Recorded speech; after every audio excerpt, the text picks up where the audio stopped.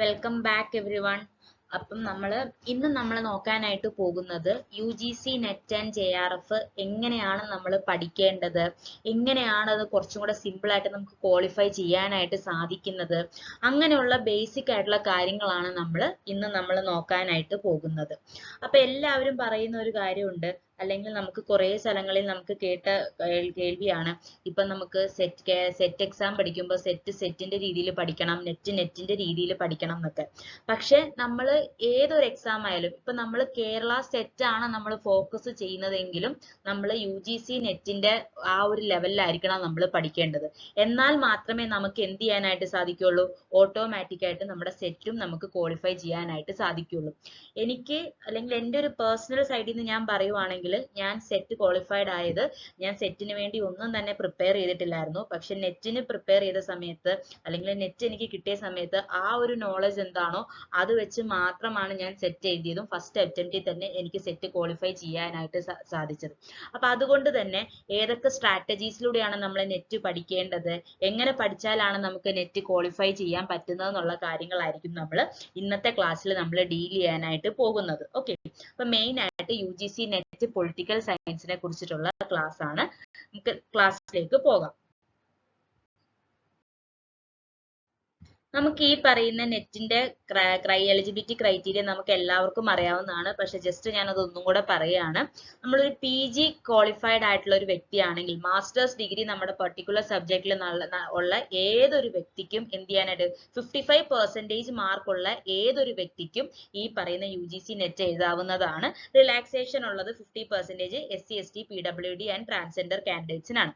ഇനി നമുക്ക് UGC net നമുക്ക് എത്ര പ്രായം വേണമെങ്കിലും വരെ നമുക്ക് എഴുതാനായിട്ട് സാധിക്കും.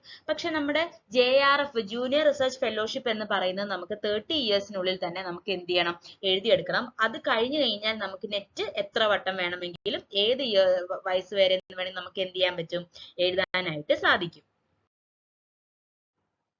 ഇനി നമ്മൾ മെയിൻ ആയിട്ട് പോകുന്നത് പേപ്പർ 2 പൊളിറ്റിക്കൽ സയൻസ് സിലബസിലേക്കാണ് കേട്ടോ.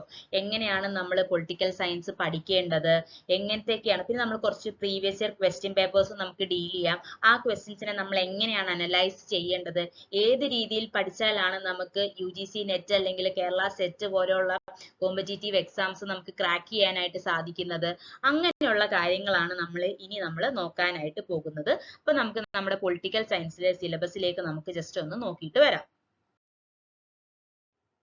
നമുക്കറിയാവുന്ന കാര്യങ്ങളൊക്കെ തന്നെയാണ് അല്ലെ, നമുക്ക് എല്ലാവർക്കും അറിയാവുന്നതാണ്. അതായത് മൊത്തം 10 ടോപ്പിക്സ് ആണ് നമ്മുടെ UGC നെറ്റ് പൊളിറ്റിക്കൽ സയൻസിലുള്ളത്. പൊളിറ്റിക്കൽ തിയറി ഉണ്ട്, പൊളിറ്റിക്കൽ തോട്ട് ഉണ്ട്, അതായത് വെസ്റ്റേൺ പൊളിറ്റിക്കൽ തോട്ട് ഉണ്ട്, ഇന്ത്യൻ പൊളിറ്റിക്കൽ തോട്ട് ഉണ്ട്, കമ്പാരിറ്റീവ് പൊളിറ്റിക്കൽ അനാലിസിസ് ഉണ്ട്, IR ഇന്റർനാഷണൽ റിലേഷൻസ് ഉണ്ട്, ഇന്ത്യസ് ഫോറിൻ പോളിസി ഉണ്ട്, political institutions in India, then political processes in India, public administration, governance and public policy in India. ഇങ്ങനെ മൊത്തം 10 topic ആണ് നമുക്ക് UGC നെറ്റിന് നമുക്കുള്ളത്. ഏകദേശം കേരള സെറ്റ് എടുത്തു കഴിഞ്ഞാൽ ഒരു 90% നമുക്ക് സെയിം ടോപ്പിക്സ് തന്നെയാണ് ഉള്ളത്. എക്സ്ട്രാ കുറച്ച് വരുന്നുണ്ടെന്ന് മാത്രമേ ഉള്ളൂ. ഇപ്പൊ കമ്പാരിറ്റീവ് പൊളിറ്റിക്സിലൊക്കെ കുറച്ചധികം കാര്യങ്ങൾ വേറെ കുറച്ച് വേറൊരു വേ ആണ് നമ്മുടെ ആ ഒരു ഏരിയയിലൊക്കെ വരുന്നത്. ബാക്കി ഏകദേശം കാര്യങ്ങളൊക്കെ നമുക്ക് ഈ പറയുന്ന UGC നെറ്റ് പഠിച്ചാൽ തന്നെ നമുക്ക് എന്ത് ചെയ്യാൻ പറ്റും, കേരള സെറ്റ് പൊളിറ്റിക്കൽ സയൻസും നമുക്ക് ഈസി ആയിട്ട് നമുക്ക് ക്രാക്ക് ചെയ്യാനായിട്ട് സാധിക്കും. അപ്പൊ നമ്മൾ എപ്പോഴും ചിന്തിക്കേണ്ടത്, ഇപ്പൊ നിങ്ങൾ സെറ്റിന് പ്രിപ്പയർ ചെയ്യുന്ന ആൾക്കാരാണെങ്കിൽ നിങ്ങൾ എപ്പോഴും സെറ്റിന് വേണ്ടിയിട്ട് മാത്രം പ്രിപ്പയർ ചെയ്തുകൊണ്ടിരിക്കരുത്. അതിനേക്കാളും കുറച്ചും കൂടെ നിങ്ങൾ ഹയർ ആയിട്ട് നിങ്ങൾ എയിം ചെയ്യണം. എന്നാൽ മാത്രമേ നമുക്ക് എന്ത് ചെയ്യാൻ പറ്റുള്ളൂ, ഈ പറയുന്ന എക്സാംസ് ഒക്കെ നമുക്ക് ഈസി ആയിട്ട് നമുക്ക് ക്രാക്ക് ചെയ്യാനായിട്ട് സാധിക്കത്തുള്ളൂ. അപ്പൊ നമുക്കിനി ഓരോ സിലബസിലെ ഓരോ കാര്യങ്ങളും കുറച്ചും കൂടെ നമുക്ക് ഡീറ്റെയിൽ ആയിട്ട് നമുക്ക് നോക്കാം കേട്ടോ.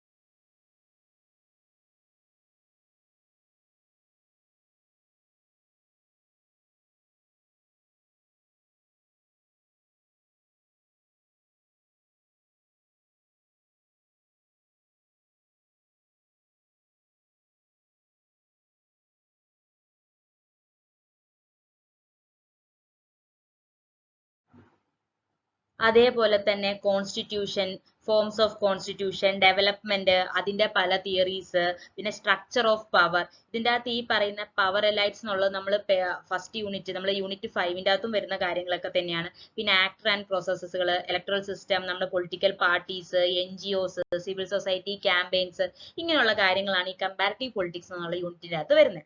എന്നാൽ നെക്സ്റ്റ് വൺ എന്ന് പറയുന്നത് യൂണിറ്റ് 5 ആണ്, അതായത് നമ്മുടെ ഇന്റർനാഷണൽ റിലേഷൻസ് ആണ്. ഇതിന്റെ അകത്ത് തിയറിയും വരും, അതേപോലെ തന്നെ പല പല ഈ പറയുന്ന റീസെന്റ് കറണ്ട് അഫയേഴ്സ് ആയിട്ടുള്ള കാര്യങ്ങൾ വരാനായിട്ട് സാധ്യതയുണ്ട്. ഈ പറയുന്ന നമ്മുടെ ഇന്റർനാഷണൽ റിലേഷൻസ് നടക്കുന്ന പെട്ടെന്ന് നടക്കുന്ന കാര്യങ്ങൾ എന്തൊക്കെയാണ്, അല്ലെങ്കിൽ യുണൈറ്റഡ് നേഷൻസിനെ കുറിച്ച്, ചാലഞ്ചസ്, കണ്ടംപററി ആയിട്ട് നിൽക്കുന്ന ചാലഞ്ചസ്, ഇങ്ങനെയുള്ള കാര്യങ്ങളൊക്കെ വരുന്നതാണ്. ഇപ്പൊ നോക്കിക്കേ, ഇതിനകത്ത് തിയറീസ് ഉണ്ട്, ഐഡിയലിസം, റിയലിസം, അങ്ങനെയുള്ള തിയറീസ് വരുന്നുണ്ട്. പിന്നെ കോൺസെപ്റ്റ്സ് വരുന്നുണ്ട്. യുണൈറ്റഡ് നേഷൻ, ഈ UN എന്ന് പറയുന്നത് തന്നെ, ഈ ഒരു ഇന്റർനാഷണൽ റിലേഷൻസിലെ UN എന്ന് പറയുന്ന പാർട്ട് തന്നെ ഒരു വലിയൊരു പാർട്ടാണ് കേട്ടോ. അതിൻ്റെ അകത്ത് തന്നെ നമുക്ക് ഒരുപാട് ക്വസ്റ്റ്യൻസ് അതിന്റെ അകത്തും നമുക്ക് പ്രതീക്ഷിക്കാം. പിന്നെ നമ്മുടെ റീജിയണൽ ഓർഗനൈസേഷൻസ്, ഇപ്പൊ EU, European union, African union, SCO, അതേപോലെ ASEAN എന്നുള്ള പോലെയുള്ളത്. ചാലഞ്ചസ്, നമ്മൾ ആഗോള തരത്തിൽ നേരിടുന്ന പ്രശ്നങ്ങൾ എന്തൊക്കെയാണ്, ഇപ്പൊ ടെററിസം, ക്ലൈമറ്റ് ചേഞ്ച്. ഈ ക്ലൈമറ്റ് ചേഞ്ച് എന്നൊക്കെ പറയുന്നത് UGCനെ സംബന്ധിച്ചിടത്തോളം ഏറ്റവും ഫേവറേറ്റ് ആയിട്ടുള്ള ഒരു പാർട്ടാണ്. ഇപ്പൊ സെറ്റ് പൊളിറ്റിക്കൽ സയൻസിനായാലും ഭയങ്കര ഫേവറേറ്റ് ആയിട്ടുള്ള ഒരു പാർട്ടാണ് ഈ പറയുന്ന ക്ലൈമറ്റ് ചേഞ്ച് എന്ന് പറയുന്നത്. എപ്പോഴും നമുക്ക് ക്വസ്റ്റ്യൻസ് കാണാനായിട്ട് സാധിക്കുന്ന ഒരു ഏരിയ ആണ്. പിന്നെ ഹ്യൂമൻ റൈറ്റ്സ് ഏതൊക്കെയാണ്, നമ്മുടെ ഐഡന്റിറ്റി പൊളിറ്റിക്സ്, ഇങ്ങനെയുള്ള കാര്യങ്ങളാണ് ഈ പറയുന്ന നമ്മുടെ IR അല്ലെങ്കിൽ ഇന്റർനാഷണൽ റിലേഷൻസ് എന്ന് പറയുന്ന ഏരിയയിൽ നമ്മൾ ഫോക്കസ് ചെയ്യേണ്ട കാര്യങ്ങൾ. അടുത്ത നമ്മുടെ 6th വൺ എന്ന് പറയുന്നത് ഇന്ത്യസ് ഫോറിൻ പോളിസി ആണ്. എപ്പോഴും നമ്മൾ ഈ പറയുന്ന നമ്മുടെ IR-ഉം ഈ ഫോറിൻ പോളിസി നമ്മൾ റിലേറ്റ് ചെയ്ത് പഠിക്കുന്നതായിരിക്കും കുറച്ചും കൂടെ ഈസി കേട്ടോ. അങ്ങനെ പഠിച്ചാൽ നമുക്ക് കുറച്ചും കൂടെ ഈ രണ്ട് ഏരിയയും നമുക്ക് പെട്ടെന്ന് തന്നെ നമുക്ക് കവർ ചെയ്യാനായിട്ട് സാധിക്കും. നമ്മുടെ ഇന്ത്യയുടെ ഫോറിൻ പോളിസി എന്തൊക്കെയാണ്, ഇപ്പൊ നമ്മുടെ നോൺ അലൈൻമെന്റ് മൂവ്മെന്റ് പോലെയുള്ള കാര്യങ്ങൾ, അതിന്റെ റെലവൻസ്, നമ്മുടെ ന്യൂക്ലിയർ പോളിസി, പിന്നെ നമ്മുടെ മേജർ ആയിട്ടുള്ള ഇപ്പൊ നമുക്ക് തന്നിരിക്കുന്നത് USA, USSR, ചൈന പോലെയുള്ള സ്ഥലങ്ങളാണെങ്കിലും കൺട്രീസ് ആണെങ്കിലും നമ്മളോട് വേറെയും ചോദിക്കാം. ഇന്ത്യയുടെ റിലേഷൻസ് ഈ തന്നിരിക്കുന്ന സിലബസിൽ അല്ലാതെയുള്ള റീസെന്റ് ആയിട്ട് നടന്നിട്ടുള്ള എന്തെങ്കിലും തരത്തിലുള്ള ട്രേഡോ അങ്ങനെയുള്ള കാര്യങ്ങളെ കുറിച്ചും UGC അതേപോലെ തന്നെ സെറ്റും ചോദിക്കാറുണ്ട്. പിന്നെ അതേപോലെ തന്നെ ഈ നമ്മൾ നേരത്തെ തിയറി ആയിട്ടാണ് ഈ പറയുന്ന IR-ൽ യൂറോപ്യൻ യൂണിയനും ASEAN പോലുള്ള കാര്യങ്ങൾ നോക്കിക്കഴിഞ്ഞാൽ, ഇവിടെ ഈ പറയുന്ന എന്താണ് പറയുന്നത് ഇതുമായിട്ട് ഇന്ത്യയുടെ റിലേഷൻ എങ്ങനെയാന്നുള്ള കാര്യങ്ങൾ, ഇപ്പം India's relation with European Union, India's relation with BRICS, അങ്ങനെയുള്ള കാര്യങ്ങൾ, പിന്നെ സാർക്ക്, പിന്നെ അതേപോലെ look east, act east policy, United Nations, World Trade Organization, ഇന്ത്യയുടെ റോൾ എന്താണ് അവിടെ, പിന്നെ അങ്ങനെയുള്ള കാര്യങ്ങളാണ് നമ്മൾ ഈ പറയുന്ന ഇന്ത്യസ് ഫോറിൻ പോളിസി എന്ന് പറയുന്ന ഏരിയയിൽ നമ്മൾ നോക്കുന്നത്. then the next one and the most important ആയിട്ടുള്ള ഒരു യൂണിറ്റ് എന്ന് പറയുന്നത് ഫോർ കേരള സെറ്റ് ആയാലും UGC നെറ്റ് ആയാലും ഏറ്റവും കൂടുതൽ ക്വസ്റ്റ്യൻസ് നമുക്ക് ഏറ്റവും ശരിക്കും പറഞ്ഞാൽ ഈ പറഞ്ഞ പൊളിറ്റിക്കൽ ഇൻസ്റ്റിറ്റ്യൂഷൻസ് ഇൻ ഇന്ത്യ എന്ന് പറയുന്നത് ഭയങ്കര ഒരു ഈസിയാണ്, നമ്മൾ വാസ്റ്റ് ആണെന്ന് പറഞ്ഞാലും നമ്മൾ പഠിച്ചു കഴിഞ്ഞാൽ ഭയങ്കരമായിട്ട് നമുക്ക് മാർക്ക് സ്കോർ ചെയ്യാനും പറ്റുന്ന ഒരു സ്ഥലമാണ് പൊളിറ്റിക്കൽ ഇൻസ്റ്റിറ്റ്യൂഷൻസ് ഇൻ ഇന്ത്യ എന്ന് പറയുന്നത്. ഇതെന്ന് പറഞ്ഞാൽ നമ്മുടെ കോൺസ്റ്റിറ്റ്യൂഷന്റെ മേക്കിംഗ് തൊട്ടുള്ള കാര്യങ്ങളാണ് വരുന്നത്. അതിൽ നമ്മുടെ കൊളോണിയൽ ഹെറിറ്റേജ് ഉൾപ്പെടെ വരും. പിന്നെ നമ്മൾ ഈ constituent assembly, preamble, fundamental rights, directive principles, അതുപോലെ തന്നെ നമ്മുടെ എക്സിക്യൂട്ടീവ്, പാർലമെന്റ് പോലെയുള്ള കാര്യങ്ങളൊക്കെ ഇതിന്റെ അകത്താണ് വരുന്നത്. ഇന്ത്യൻ ജുഡീഷ്യറി, പിന്നെ നമ്മുടെ സ്റ്റേറ്റ് ലെവലിലുള്ള എക്സിക്യൂട്ടീവ്, ലെജിസ്ലേച്ചർ, ജുഡീഷ്യറി, പിന്നെ ഫെഡറലിസം, അതേപോലെ ഇലക്ഷൻ കമ്മീഷൻ, പിന്നെ അതേപോലെ തന്നെ എന്താണ് ലോക്കൽ ഗവൺമെന്റ്, നമ്മുടെ 73rd 74th അമെന്റ്മെന്റ്, നമ്മുടെ കോൺസ്റ്റിറ്റ്യൂഷണലും അതുപോലെ തന്നെ നോൺ കോൺസ്റ്റിറ്റ്യൂഷണൽ ആയിട്ടുള്ള ബോഡീസ്, ഇപ്പൊ CAG, controller and auditor general, commission for scheduled caste, scheduled tribe പോലുള്ള നമ്മുടെ നമ്മുടെ കോൺസ്റ്റിറ്റ്യൂഷൻ പരമായിട്ടുള്ള കാര്യങ്ങളും നമ്മൾ നോക്കേണ്ട ഏരിയ ആണ് നമ്മുടെ 7th യൂണിറ്റ് എന്ന് പറയുന്നത്.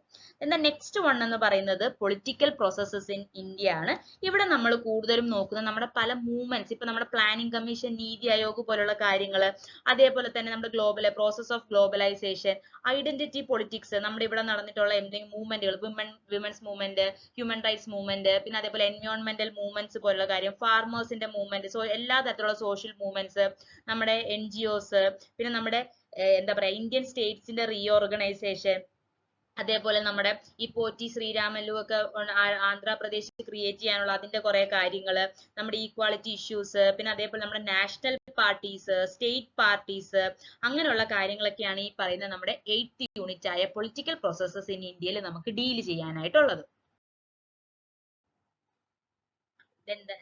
Then the next unit എന്ന് പറയുന്നത് നമ്മുടെ പബ്ലിക് അഡ്മിനിസ്ട്രേഷൻ ആണ്. One of my personal favourite ആയിട്ടുള്ള ഒരു യൂണിറ്റുമാണ് ഈ പറയുന്ന പബ്ലിക് അഡ്മിനിസ്ട്രേഷൻ എന്ന് പറയുന്നത്. പക്ഷെ എന്നാൽ തന്നെ ഒരുപാട് ആളുകൾ ഇപ്പൊ ഈ പറയുന്ന ഞാൻ നെറ്റിന്റെ കോച്ചിങ് ഒക്കെ ഇങ്ങനെ കൊടുത്തോണ്ടിരിക്കുന്ന സമയത്തൊക്കെ ഏറ്റവും കൂടുതൽ ആൾക്കാർ ബുദ്ധിമുട്ടാണെന്ന് പറയുന്നത് സ്കിപ്പ് ചെയ്തോട്ടെ എന്ന് ഇങ്ങോട്ട് ചോദിക്കുന്ന ഒരു ഏരിയ ആണ് പബ്ലിക് അഡ്മിനിസ്ട്രേഷൻ. പക്ഷെ ഒരു കാരണവശാലും നമ്മൾ സ്കിപ്പ് ചെയ്യാൻ പാടില്ലാത്ത ഒരു സെക്ഷനും കൂടെയാണ്. ഇപ്പൊ ഈ റീസെന്റ് ആയിട്ട് നടന്ന സെറ്റ് എക്സാമിനൊക്കെ പബ്ലിക് അഡ്മിനിസ്ട്രേഷൻ ഇഷ്ടം പോലെ ക്വസ്റ്റ്യൻസ് ഉണ്ടായിരുന്നു. അത്രയ്ക്ക് ഇമ്പോർട്ടന്റ് ആയിട്ടുള്ള ഒരു ഏരിയയും പക്ഷെ ഏറ്റവും കൂടുതൽ ആൾക്കാർ ഇത് നെഗ്ലക്ട് ചെയ്ത് വിടുന്ന ഒരു ഏരിയ ആണ് ഈ പറയുന്ന പബ്ലിക് അഡ്മിനിസ്ട്രേഷൻ എന്ന് പറയുന്നത്. ശരിക്കും പറഞ്ഞാൽ ഇത് സിമ്പിൾ ആണ് പഠിക്കാനായിട്ട്. ഞാൻ ഇതിന്റെ വീഡിയോസ് ഒക്കെ ഞാൻ അപ്ലോഡ് ചെയ്ത് തരാം നിങ്ങൾക്ക്.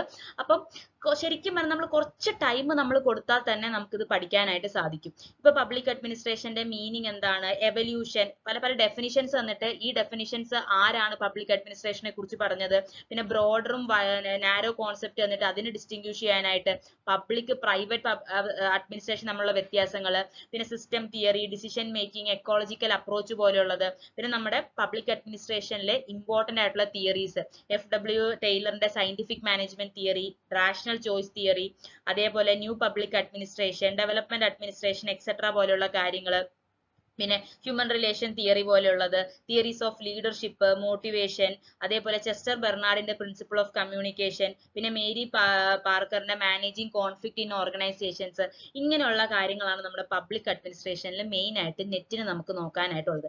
സെറ്റിലേക്ക് വരുമ്പോൾ ഇതിന്റെ അകത്ത് കുറച്ച് കാര്യം കൂടെ കയറും. അതായത് നമ്മുടെ ലൈൻ ഹൈറാർക്കി എന്നൊക്കെ പറഞ്ഞിട്ടുള്ള നമ്മുടെ കുറച്ചും കൂടെ യൂണിറ്റി ഓഫ് കമാൻഡ് എന്ന് പറയുന്ന കുറച്ച് കാര്യങ്ങളും കൂടെ നമ്മുടെ സെറ്റ് എക്സാമിന് വരും.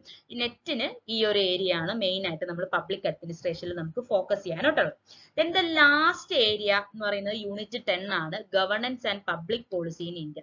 ഇവിടെ നമ്മൾ കൂടുതലും ആൾക്കാർ കാണുന്നത് എങ്ങനെയാന്ന് വെച്ച് കഴിഞ്ഞാൽ ഇത് ഈസി ആയിട്ടുള്ള ഒരു ഏരിയ ആണ്, നമുക്ക് എളുപ്പത്തിൽ നമുക്ക് ചെയ്യാനായിട്ട് പറ്റും എന്നൊരു കോൺഫിഡൻസിൽ ലീവ് ചെയ്യുന്ന ഒരു ഏരിയ ആണ് governance and public policy in India എന്നത്. പക്ഷെ ഇത് കുറച്ച് നമുക്ക് ഡീറ്റെയിൽ ആയിട്ട് പഠിക്കാനുള്ള ഒരു കാര്യമാണ് കേട്ടോ. അതായത് നമ്മുടെ ഗുഡ് ഗവർണൻസിനെ കുറിച്ചിട്ട്, സിവിൽ സൊസൈറ്റി, റോൾ ഓഫ് സ്റ്റേറ്റിനെ കുറിച്ചിട്ട്, നമ്മുടെ institutional mechanism for checks and balance, പിന്നെ പാർലമെന്ററി കമ്മിറ്റിയുടെ ആ ഒരു കാര്യങ്ങൾ, administrative reforms, one of the most important topic under unit 10 എന്ന് പറയുന്നത് ARC അഡ്മിനിസ്ട്രേറ്റീവ് റിഫോം കമ്മീഷൻസിനെ കുറിച്ചിട്ട്, right to information, consumer protection act, citizen charter, പിന്നെ ലോക്പാൽ, ലോക്യുക്ത, ഇങ്ങനെയുള്ള കാര്യങ്ങൾ, പിന്നെ നീതി ആയോഗ്, ഇ ഗവേണൻസ്, നമ്മുടെ RTE, MNRE, GA പോലുള്ള കാര്യങ്ങൾ, പിന്നെ സോഷ്യൽ ഓഡിറ്റ്. ഇത് കുറച്ചും കൂടെ കറണ്ട് അഫയേഴ്സും കൂടെ റിലേറ്റഡ് ആയിട്ടുള്ള ഒരു ഏരിയ ആണ് നമ്മുടെ governance and public policy in India എന്ന് പറയുന്നത്.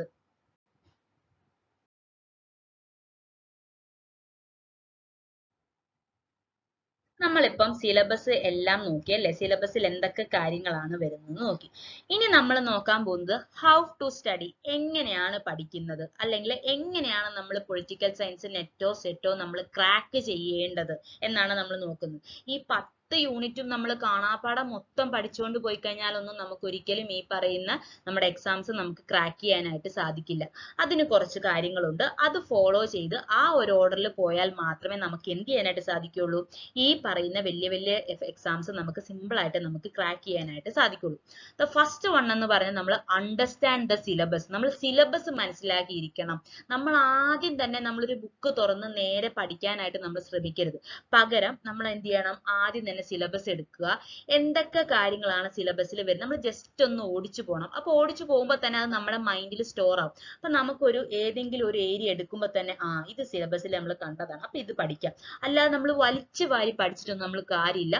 നമ്മൾ ആദ്യം നമ്മുടെ സിലബസിൽ എന്താണ് പറഞ്ഞിരിക്കുന്നത് എന്നുള്ള കാര്യം നമ്മൾ എന്ത് ചെയ്തിരിക്കണം, നമ്മൾ മനസ്സിലാക്കിയിരിക്കണം. Then the next important one ആയിട്ടുള്ള കാര്യമാണ് previous year question papers and sample question paper. ഈ പ്രീവിയസ് ഇയർ ക്വസ്റ്റ്യൻ പേപ്പർ തന്നെ നമ്മൾ ഒരുപാട് നേരം നമ്മൾ സോൾവ് ചെയ്തുകൊണ്ടിരുന്നാൽ തന്നെ നമുക്ക് എന്ത് ചെയ്യാൻ പറ്റും, നമുക്ക് എല്ലാ ക്വസ്റ്റ്യൻസും ആയിട്ട് നമുക്കൊരു ഒരു ഫ്രണ്ട്ഷിപ്പ് അല്ലെങ്കിൽ നമുക്കൊരു സൗഹൃദം നമുക്ക് സ്ഥാപിക്കാനായിട്ട് സാധിക്കും. അപ്പൊ നമുക്ക് എന്താണ്, നമുക്ക് അതേപോലെ സാമ്പിൾ ക്വസ്റ്റ്യൻ പേപ്പേഴ്സ്, അപ്പൊ നമുക്കറിയാം ഏതാണ് പാറ്റേൺ, അതായത് എങ്ങനത്തെ രീതിയിലാണ് ക്വസ്റ്റ്യൻസ് വരുന്നത് എന്നുള്ള ഒരു ഐഡിയ. അതിപ്പോ നമ്മുടെ ഈ പറയുന്ന ഇത് മാത്രമല്ല, നമ്മുടെ കോമ്പറ്റീറ്റീവ് എക്സാംസ് മാത്രമല്ല, നമ്മൾ ഡിഗ്രി ആയാലും PG ആയാലും ഏതൊരു കാര്യത്തിനും ഒരു എക്സാമിന് നമ്മൾ പ്രിപ്പയർ ചെയ്യുമ്പോഴും നമ്മൾ ഈ പറയുന്ന പ്രീവിയസ് ഇയർ ക്വസ്റ്റ്യൻ പേപ്പേഴ്സ് നമ്മൾ അറിഞ്ഞിരിക്കണം. അപ്പോൾ മാത്രമേ നമുക്ക് ആ ഒരു എക്സാമിനെ നമുക്ക് എങ്ങനെ നമുക്ക് അപ്രോച്ച് ചെയ്യാം എന്നുള്ള കാര്യം നമുക്ക് മനസ്സിലാവത്തുള്ളൂ. പിന്നെ സ്മാർട്ട് വർക്ക്, ഞാൻ ഒരിക്കലും ഈ പറയുന്ന ഹാർഡ് വർക്ക് ഞാൻ റെക്കമെൻഡ് ചെയ്യത്തില്ല. എല്ലാവരോടും പറയുന്ന ഒരു കാര്യമാണ് സ്മാർട്ട് വർക്ക്. നമ്മൾ എത്ര പഠിച്ചു എന്നുള്ളതിലല്ല കാര്യം, നമ്മൾ എത്ര നേരം പഠിച്ചു എന്നുള്ളതിലല്ല കാര്യം, നമ്മൾ അത് എങ്ങനെ പഠിക്കുന്നു എന്നുള്ളതിലാണ് കാര്യം. ഇപ്പൊ ചിലവര് കണ്ടിട്ടില്ലേ, ഒരു 10-20 മണിക്കൂറൊക്കെ കുത്തിയിരുന്ന് പഠിക്കും, പക്ഷെ അവർക്ക് ക്രാക്ക് ചെയ്യാൻ പറ്റില്ല എന്ന് പറയാറുണ്ട്. അങ്ങനെ പറഞ്ഞ ഒരുപാട് ആൾക്കാർ എൻ്റെ അടുത്ത് പറയാറുണ്ട്. പക്ഷെ നമ്മൾ അങ്ങനെയല്ല. നമ്മൾ 20 മണിക്കൂർ പഠിക്കുന്നതിന് പകരം ഒരാള് ഒരു 7 മണിക്കൂറോ 8 മണിക്കൂറോ പഠിച്ചാൽ തന്നെ അതിൻ്റെ അകത്ത് അയാൾ എങ്ങനെ പഠിച്ചു എന്നുള്ളതിലാണ് നമുക്ക് എന്തിരിക്കുന്നത്, നമ്മുടെ വിജയം ഇരിക്കുന്നത്. നമ്മൾ എപ്പോഴും സ്മാർട്ട് വർക്ക് ആയിരിക്കണം. ഇപ്പൊ ഈ പറയുന്ന നമ്മൾ സിലബസ് മനസ്സിലാക്കിയാലും പ്രീവിയസ് ഇയർ ക്വസ്റ്റ്യൻ പേപ്പർ ഒക്കെ ചെയ്യുമ്പോൾ തന്നെ നമ്മൾ സ്മാർട്ട് വർക്കിന്റെ പകുതി ഒരു ഏരിയ നമ്മൾ എത്തുക ചെയ്യുന്നത്. അപ്പൊ നമ്മൾ ക്വസ്റ്റ്യൻ പേപ്പേഴ്സ് നോക്കുക, സാമ്പിൾ ക്വസ്റ്റ്യൻ പേപ്പേഴ്സ് നോക്കുക, അങ്ങനെയുള്ള കാര്യങ്ങൾ നമ്മൾ കൂടുതൽ ചെയ്യുന്നതിലൂടെ നമുക്കൊരു സ്മാർട്ട് വർക്ക് നമുക്ക് ബിൽഡ് ചെയ്യാനായിട്ട് സാധിക്കും. പിന്നെ നെക്സ്റ്റ് വൺ, വ്യക്തമായിട്ടൊരു സ്റ്റഡി പ്ലാൻ ഉണ്ടായിരിക്കണം. അതായത് നമ്മളിപ്പോ ഒരു കാര്യം പഠിക്കുമ്പോൾ, ഇപ്പൊ ചിലവരെ കണ്ടിട്ടുണ്ട്, ചിലവരാണെങ്കിൽ ഒരു യൂണിറ്റ് പഠിക്കുമ്പോൾ ആ യൂണിറ്റ് മാത്രം പഠിച്ചിട്ട് അടുത്ത യൂണിറ്റിലേക്ക് പോകത്തുള്ളൂ.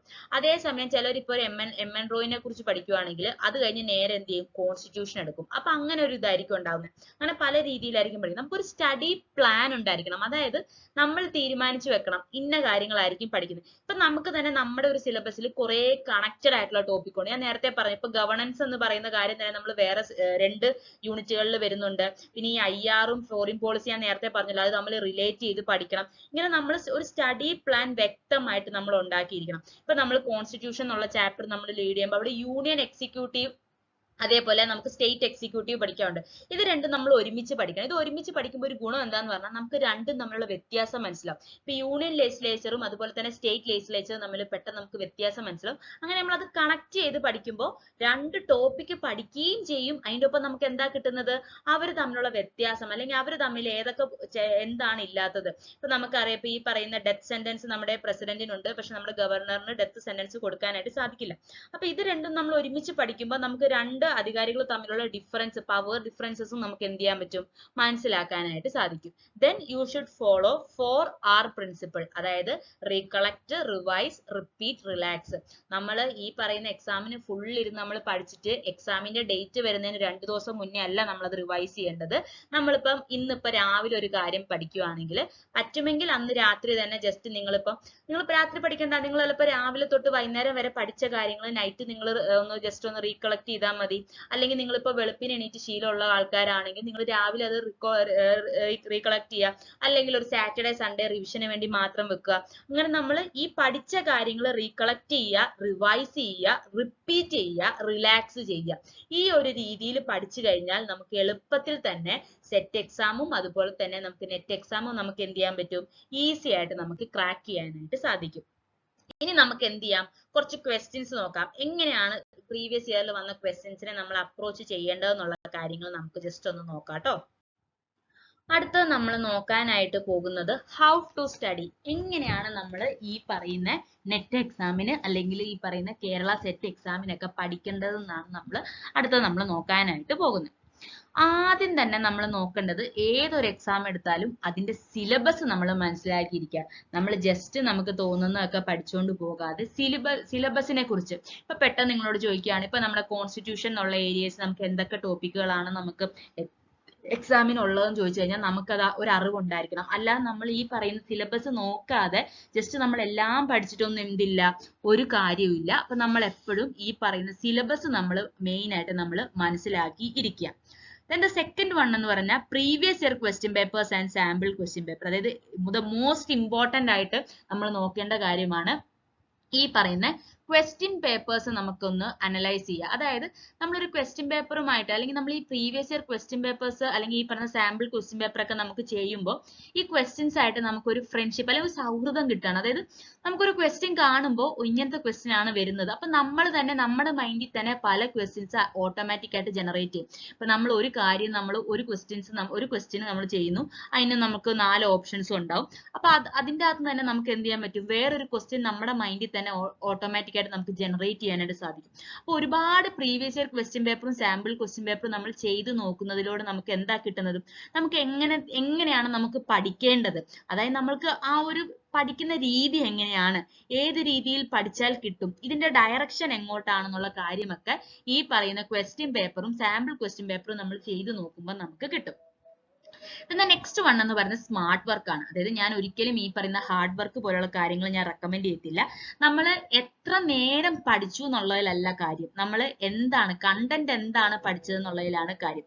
ഇപ്പം ഫോർ എക്സാമ്പിൾ ഇപ്പൊ നിങ്ങൾ ഇപ്പൊ എന്തെങ്കിലും ഒരു കാര്യം പഠിക്കുകയാണ്, ഇപ്പൊ ഞാൻ നേരത്തെ പറഞ്ഞു ഈ സിലബസും പ്രീവിയസ് ഇയർ ക്വസ്റ്റ്യൻ പേപ്പർ ഒക്കെ ചെയ്ത് നോക്കുന്നതിലൂടെ നിങ്ങൾ അവിടെ കൊണ്ടുവരുന്നത് സ്മാർട്ട് വർക്ക് ആണ്. കാരണം നമ്മൾ ഒരു സിലബസ് മനസ്സിലാക്കുന്നു, ക്വസ്റ്റ്യൻ പേപ്പർ നമ്മൾ ചെയ്യുന്നു, അപ്പൊ തന്നെ അവിടെ നമുക്ക് എന്താണ് നമ്മൾ പകുതി നമ്മൾ എത്തിക്കഴിഞ്ഞു. നമ്മളൊരു ഹാർഡ് വർക്ക് അല്ല, നമ്മളവിടെ സ്മാർട്ട് വർക്ക് ആണ് ഇടുന്നത്. അപ്പൊ നമുക്ക് ഒരു ഐഡിയ കിട്ടും എങ്ങനെയാണ് നമ്മൾ പഠിക്കേണ്ടത്, ഏത് രൂപേണയാണ് നമുക്ക് എഴുതേണ്ടത് എന്നുള്ളൊരു ഐഡിയ നമുക്ക് എന്ത് ചെയ്യും നമ്മുടെ ഈ പറയുന്ന സ്മാർട്ട് വർക്കിലൂടെ നമുക്ക് കിട്ടുന്നതാണ്. പിന്നെ നെക്സ്റ്റ് വൺ എന്ന് പറയുന്നത് ഒരു സ്റ്റഡി പ്ലാൻ. നമുക്ക് എല്ലാവർക്കും വ്യക്തമായിട്ടൊരു സ്റ്റഡി പ്ലാൻ ഉണ്ടായിരിക്കണം. അതായത് എങ്ങനെയാണ് പഠിക്കേണ്ടത്. അപ്പൊ ഞാൻ കൂടുതലും പ്രിഫർ ചെയ്യുന്ന കാര്യം എന്ന് പറഞ്ഞാൽ കണക്ട് ചെയ്ത് പഠിക്കുന്ന കാര്യമായിരിക്കും. അതായത് ഇപ്പൊ ഫോർ എക്സാമ്പിൾ ഇപ്പൊ ചില ആൾക്കാർക്ക് ഇപ്പം ഒരു യൂണിറ്റ് മൊത്തത്തിലായിരിക്കും അവർ പഠിക്കാൻ താല്പര്യപ്പെടുന്നത്. ചിലവരാണെങ്കിൽ എന്ത് ചെയ്യും, ഇന്നിപ്പോ ഒരു കോൺസ്റ്റിറ്റ്യൂഷൻ നോക്കിക്കഴിഞ്ഞാൽ, അല്ലെങ്കിൽ ഇപ്പൊ ഇന്ന് ഫണ്ടമെന്റൽ റൈറ്റ്സ് പഠിച്ചാൽ ചിലപ്പോൾ ഫണ്ടമെന്റൽ റൈറ്റ്സ് കഴിയുമ്പോൾ നെക്സ്റ്റ് നേരെ പോകുന്നത് MN റോയിലേക്കായിരിക്കും. അങ്ങനെയായിരിക്കും പഠിക്കുന്നത് അല്ലേ. പക്ഷെ അത് നിങ്ങളുടെ ഇഷ്ടം, നിങ്ങൾക്ക് എങ്ങനെ വേണമെങ്കിലും പഠിക്കാം. പക്ഷെ കുറച്ചും കൂടി ഈസി ആയിട്ടുള്ള ഒരു കാര്യം എന്ന് പറഞ്ഞാൽ നമ്മൾ കണക്ട് ചെയ്ത് പഠിക്കുക. ഇപ്പൊ തന്നെ നമുക്ക് നമ്മുടെ കോൺസ്റ്റിറ്റ്യൂഷൻ 7th യൂണിറ്റിലെ കോൺസ്റ്റിറ്റ്യൂഷന്റെ അകത്ത് നമുക്കിപ്പോ യൂണിയൻ ലെജിസ്ലേച്ചർ എക്സിക്യൂട്ടീവ് ഉണ്ട്, ജുഡീഷ്യറി ഉണ്ട്, അതേപോലെ തന്നെ സ്റ്റേറ്റ് എക്സിക്യൂട്ടീവ് ലെജിസ്ലേച്ചർ പോലുള്ള കാര്യങ്ങളുണ്ട്. ഇത് രണ്ടും നമ്മൾ കണക്ട് ചെയ്ത് പഠിച്ചു കഴിഞ്ഞാൽ നമുക്ക് ഒരേ സമയത്ത് രണ്ട് ടോപ്പിക് നമുക്ക് തീർക്കാനും പറ്റും. അതുപോലെ തന്നെ നമുക്ക് കമ്പാരിസനോടെ നടക്കാനായിട്ട് സാധിക്കും. ഇപ്പൊ ഇന്ത്യൻ പ്രസിഡന്റും ഗവർണറും അല്ലെ, രണ്ടും എക്സിക്യൂട്ടീവ് ഹെഡ് ആണ് അല്ലെ. അപ്പം ഇത് രണ്ടും നമ്മൾ ഒരേപോലെ നമ്മൾ പഠിക്കുകയാണെങ്കിൽ ഇവർ തമ്മിലുള്ള വ്യത്യാസം, ഇവരുടെ അധികാരത്തിലുള്ള വ്യത്യാസം, ഫോർ എക്സാമ്പിൾ ഡെത്ത് സെന്റൻസ് എന്ന് പറയുന്നത് ആർക്ക് മാത്രമേ ഉള്ളൂ, നമ്മുടെ ഇന്ത്യൻ പ്രസിഡന്റിന് മാത്രമേ ഉള്ളൂ. പക്ഷെ ഗവർണറിന് ഒരിക്കലും ഡെത്ത് സെന്റൻസ് കൊടുക്കാനായിട്ട് സാധിക്കില്ല. അപ്പൊ നമ്മൾ ഇങ്ങനെ കാര്യങ്ങൾ കണക്ട് ചെയ്ത് പഠിക്കുമ്പോൾ നമുക്ക് അവർ തമ്മിലുള്ള ഡിഫറൻസും നമുക്ക് മനസ്സിലാക്കാനായിട്ട് സാധിക്കും.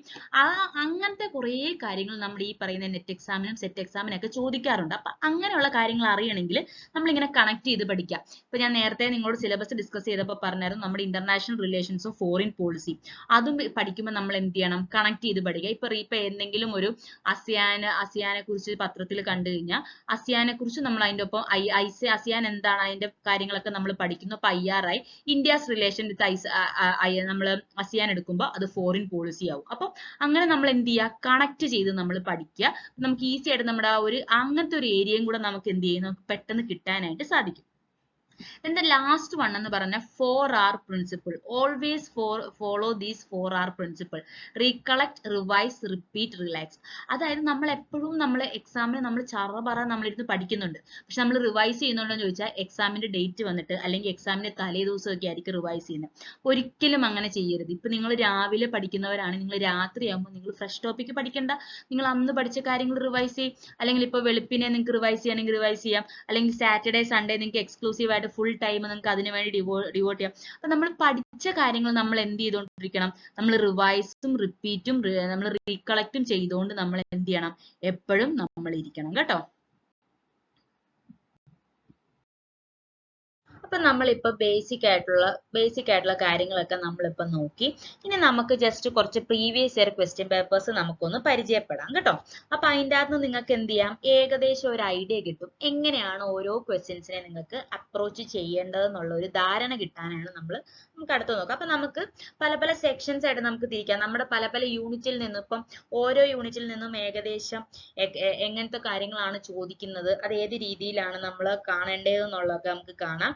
അപ്പൊ നമ്മുടെ സമയപരിമിതി മൂലം നമുക്ക് കുറച്ച് ക്വസ്റ്റ്യൻസ് നമുക്ക് ഇന്ന് ഡിസ്കസ് ചെയ്യാം. അതേപോലെ മറ്റൊരു വീഡിയോയിൽ നമുക്ക് എന്ത് ചെയ്യാം, ബാക്കി ക്വസ്റ്റ്യൻസും നമുക്ക് ഡീൽ ചെയ്യാം കേട്ടോ. അപ്പൊ നമ്മുടെ പൊളിറ്റിക്കൽ തോട്ടിൽ നിന്നും വന്നേക്കുന്ന നമ്മുടെ പൊളിറ്റിക്കൽ തിയറി അല്ലെങ്കിൽ നമ്മുടെ പൊളിറ്റിക്കൽ തിയറിയിൽ നിന്നും വന്നേക്കുന്ന ക്വസ്റ്റ്യൻസ് നമുക്ക് എന്തൊക്കെയാണ്, ജസ്റ്റ് പൊളിറ്റിക്കൽ തോട്ട് അല്ല, പൊളിറ്റിക്കൽ തിയറി ആണ് കേട്ടോ. അപ്പൊ പൊളിറ്റിക്കൽ തിയറിയിൽ നിന്നും വന്നേക്കുന്ന ക്വസ്റ്റ്യൻസ് ഏത് തരത്തിലുള്ളതാണെന്ന് നമുക്ക് ജസ്റ്റ് ഒന്ന് നോക്കാം. അപ്പം Find out the different waves of democratic transitions given below in ascending order. Ascending orderൽ നമ്മുടെ ഈ പറഞ്ഞ ഡെമോക്രാറ്റിക് ട്രാൻസിഷൻസ് അറേഞ്ച് ചെയ്യാനായിട്ടാണ് നമ്മളോട് ചോദിച്ചിരിക്കുന്നത്. അപ്പൊ ഫസ്റ്റ് റിവേഴ്സ് വേവ് ഉണ്ട്, ഫസ്റ്റ് വേവ് ഓഫ് ഡെമോക്രാറ്റൈസേഷൻ ഉണ്ട്, second wave of ഡെമോക്രാറ്റൈസേഷൻ, second reverse wave, അതുപോലെ തന്നെ തേർഡ് വേവ് ഓഫ് ഡെമോക്രാറ്റൈസേഷൻ. ഇങ്ങനെ തന്നിട്ട് നമ്മളോട് അറേഞ്ച് ചെയ്യാനായിട്ടാണ് ചോദിച്ചത്. അപ്പൊ നമ്മൾ സാമുവൽ പി ഹണ്ടിങ്ടന്റെ ഡെമോക്രാറ്റൈസേഷൻ നമ്മൾ പഠിക്കുമ്പോൾ തന്നെ നമ്മൾ ഡീറ്റെയിൽ ആയിട്ട് ഓരോന്നും അത് എങ്ങനെയാണ്, ഏതൊക്കെ രീതിയിലാണ്, ഏതൊക്കെ ഇയേഴ്സിലാണ് വരുന്നത് നമ്മൾ നോക്കും. അതൊക്കെ ഞാൻ അടുത്തടുത്ത വീഡിയോസിൽ ഞാൻ അപ്ലോഡ് ചെയ്ത് നിങ്ങൾക്ക് തരാം. അപ്പം ഇവിടെ നോക്കിക്കേ, അപ്പൊ നമുക്ക് എന്തായാലും നമുക്കറിയാം എന്താണ് ഫസ്റ്റ് വേവ് ഓഫ് ഡെമോക്രാറ്റൈസേഷൻ ആണ് ഫസ്റ്റ് വരുന്നത് നമുക്കറിയാം. അപ്പൊ നമ്മുടെ ആൻസർ എന്തായിരിക്കും? ബി ആയിരിക്കും. അപ്പൊ ഈ ഓപ്ഷനിൽ ബി വരുന്നത് ആകെ ഒരൊറ്റ ആൻസറേ ഉള്ളൂ. സോ നമ്മുടെ ആൻസർ എന്ന് പറയുന്നത് എന്ത് തന്നെയാണ്? ബി തന്നെയാണ് കേട്ടോ.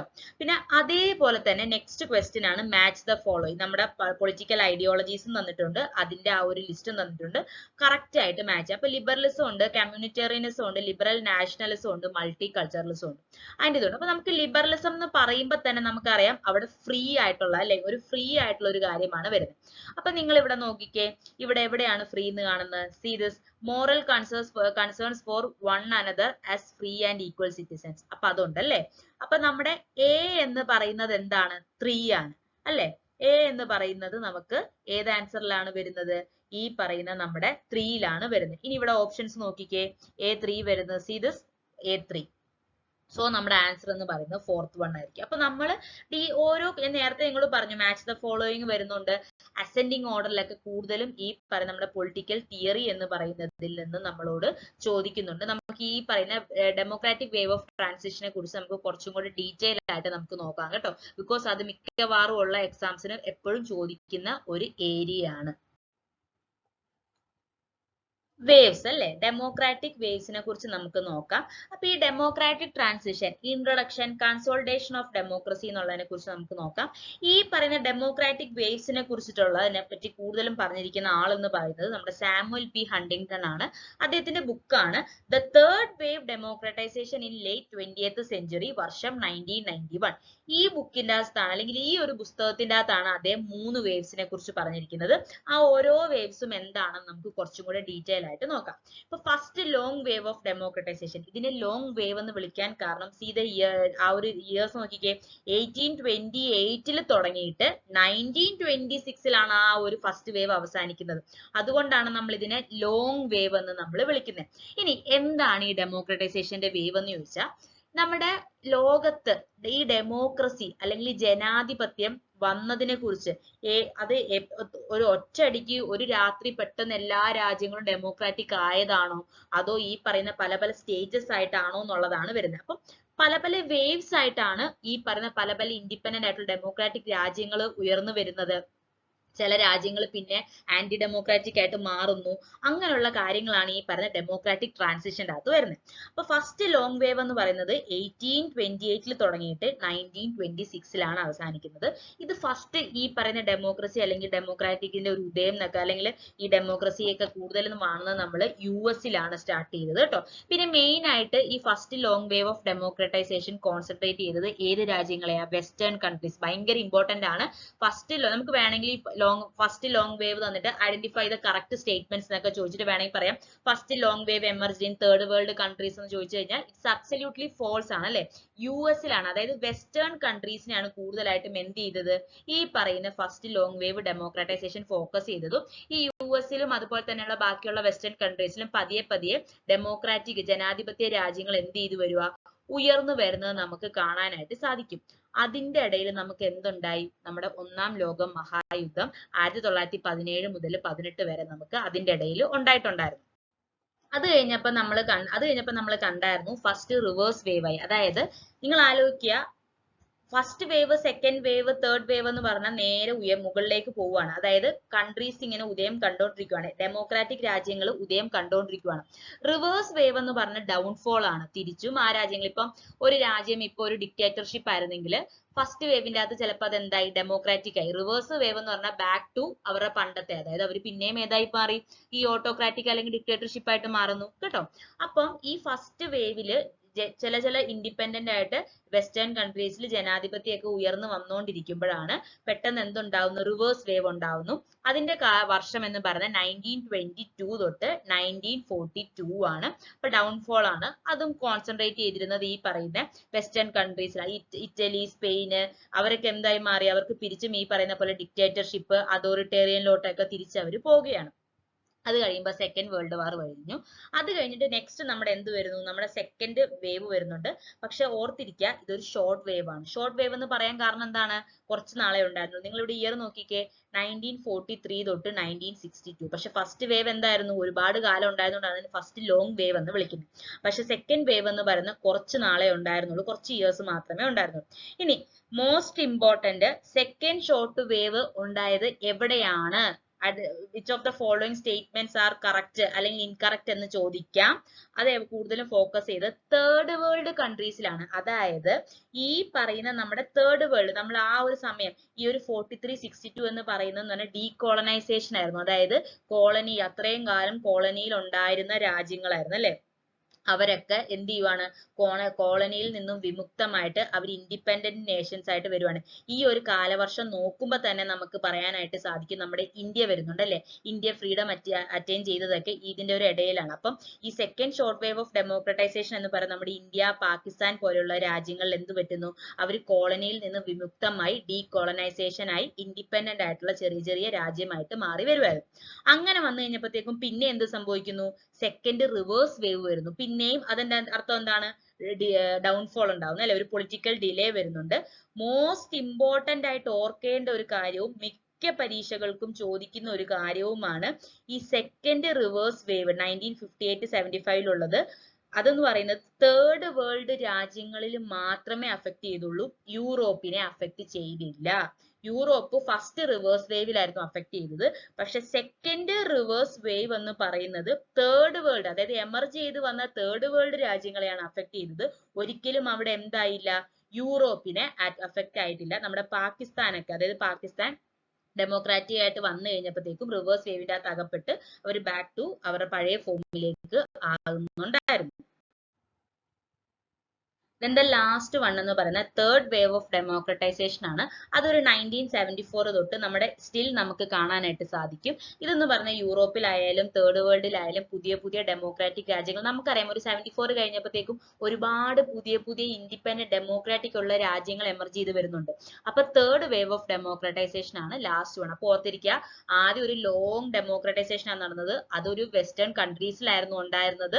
അപ്പം അതെന്ന് പറയുന്നത് എന്താണ്, ചെറിയ ചെറിയ യൂറോപ്പിലൊക്കെ പോലത്തെ യുഎസിലൊക്കെ സ്റ്റാർട്ട് ചെയ്തു, ഇൻഡിപെൻഡന്റ് രാജ്യങ്ങൾ ക്രിയേറ്റ് ആയി വരുന്നുണ്ടായിരുന്നു. പക്ഷെ പെട്ടെന്ന് എന്തായി മാറുന്നു, അത് ഷോർട്ട് വേവിലേക്ക് പോകുന്നു, ഡൗൺഫോൾ കാണാം. പിന്നെ സെക്കൻഡ് ഷോർട്ട് വേവ് ഉണ്ടാവുന്നു. ഷോർട്ട് വേവ് എന്ന് പറയാൻ കുറച്ച് കാര്യമേ ഉള്ളൂ, നമ്മുടെ ഇന്ത്യ അതിൽ പെട്ടതാണ്. അപ്പൊ നമ്മുടെ ഡീകോളനൈസ്ഡ് ആയിട്ടുള്ള രാജ്യങ്ങളൊക്കെ കോളനൈസ്ഡ് ആയിട്ടുള്ള രാജ്യങ്ങളൊക്കെ ഡീകോളനൈസ്ഡ് ആയിട്ട് മാറുന്നത് നമുക്ക് കാണാൻ സാധിക്കും.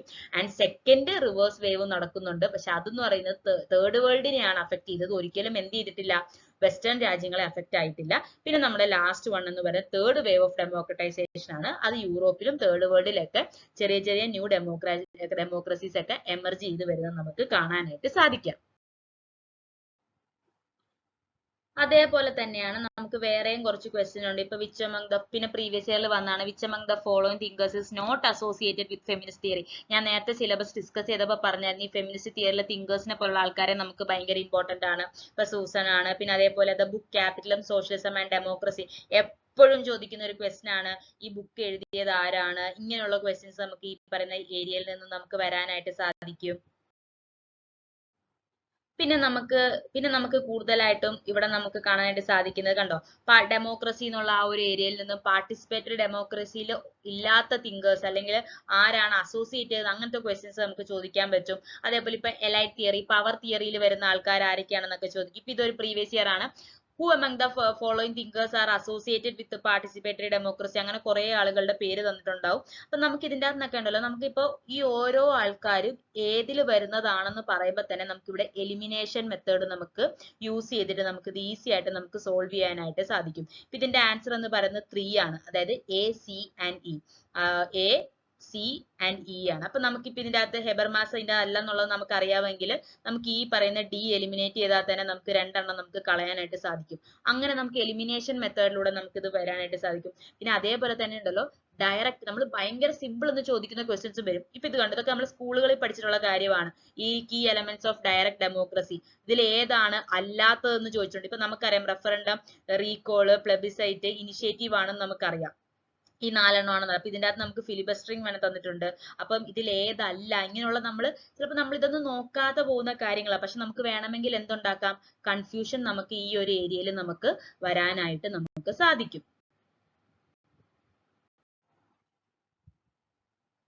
ഇനി നമുക്ക് നമ്മുടെ ബാക്കി സെഷൻസ്, നമ്മുടെ ബാക്കി ആയിട്ടുള്ള ക്വസ്റ്റ്യൻസ് എങ്ങനെയൊക്കെയാണ് വരുന്നത് എന്നുള്ളത് നമ്മുടെ നെക്സ്റ്റ് വീഡിയോയിൽ നമുക്ക് കാണാം.